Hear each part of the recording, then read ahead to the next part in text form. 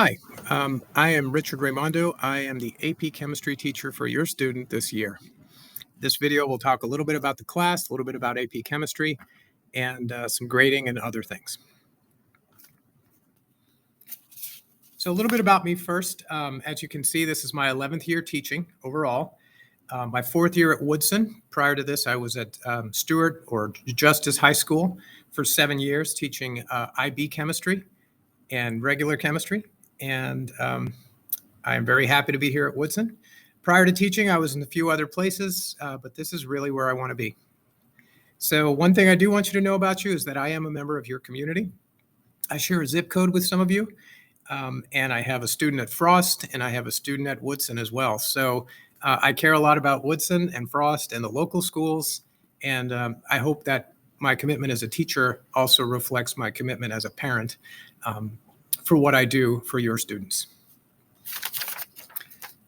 So the bottom line with AP Chemistry is that it is a college level course.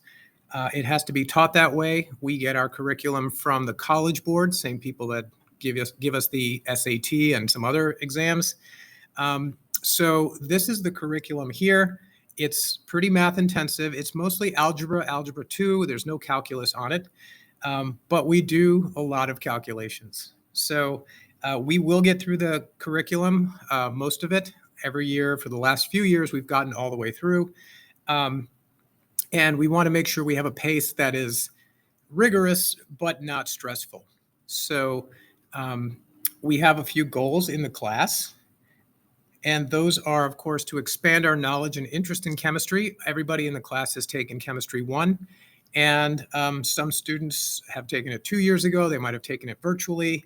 We're getting back into the lab. So it's important to get that practical lab experience that some students may not have had or other students have had, but we're going to do some more intense labs this year.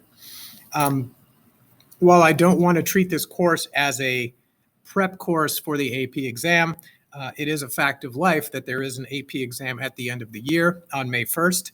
So all the chemistry we learn will be in preparation for getting ready for that exam. So again, we're not just focused on the exam, but I feel like if we learn the chemistry, the exam pretty much takes care of itself.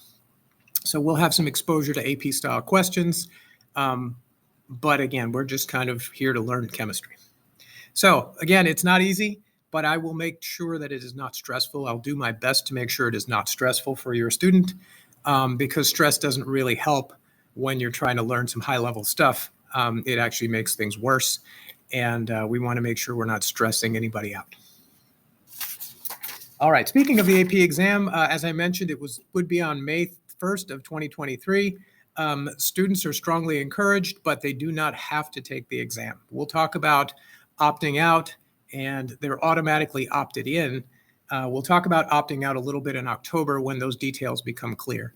So just watch out for that information. But definitely we want to encourage students, if you put the work in, you study chemistry all year, why not take the exam? As far as grading, FCPS grading, this is the breakdown here. It's going to be heavy on labs. So we go in the lab, we do our work, we collect our data, we manipulate the data, we go over how things worked. And then we have a lab quiz, which basically is an opportunity for students to show that they understood what we were doing in the lab. So it's not exactly like the lab, but is very much related to the work we did. Classwork and homework are 10%. That's kind of a automatic 10% as long as students are in attendance, doing the things they need to do and finishing the things they need to finish. And of course, then we have our assessments, our tests and quizzes, which we have retakes for the tests, not for the quizzes. So that is separate from the lab quiz that we will give after the lab. We have our first unit test coming up in about 2 weeks. So in the lab, just real quickly, since it is such a big part, we're going to have one every 2 to 3 weeks. There are periods in the year where it spaces out a little bit more. And again, like I said, we would have assessments after the lab to make sure that students understood what we were doing and weren't just, pouring things from one beaker to another. And we're going to supplement those with things, some topics that we cover are difficult to do a lab for. So we're going to have other activities such as simulations and having drawing and things like that, where the students will still be doing some practical things, just not necessarily a lab on the lab bench. So there's plenty of activity to be done.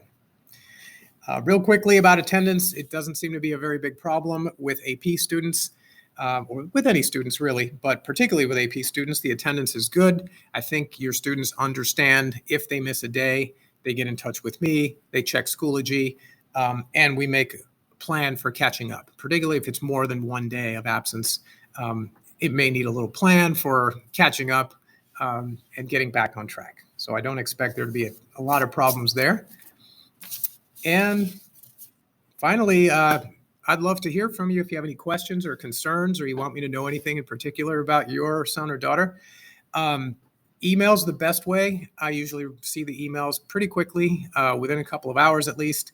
I usually respond within 24 hours, much sooner than that, actually. So I wouldn't try calling. I very rarely pick up the phone here. I'm very rarely able to pick up the phone. So email is the best way to go. I promise I will get back to you. So in short, without giving you too many details, I think it's going to be a great year. It has been great so far. It's been wonderful to meet your students. We've already done some labs. We've already gone through a lot of content. We're catching up on some holes in our knowledge that we've had because of virtual. So this has been kind of a challenging year to start. And I recognize that some of the kids are challenged with trying to catch up, and they're doing a great job at it. So I'm looking forward to getting to know them a little better and getting through the year. So again, if you need anything, please feel free to send me an email. Thank you for watching.